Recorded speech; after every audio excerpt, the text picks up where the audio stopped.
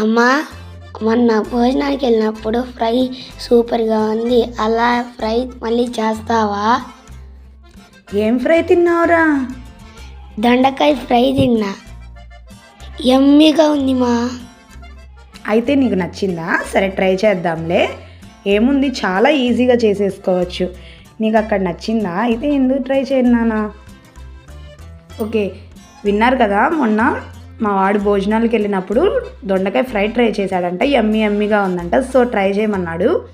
నేనైతే దొండకాయ ఫ్రై చేసేసాను. వాడికి కూడా బాగా నచ్చింది. ఎలా చేసుకోవాలనేది నేను వీడియో చేసేసి పైన డిస్క్రిప్షన్లో ఇస్తాను.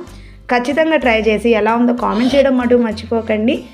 పిల్లలకి పెద్దవాళ్ళకి ఎంతో ఈజీగా నచ్చే ఫ్రై అన్నమాట దొండకాయ ఫ్రై.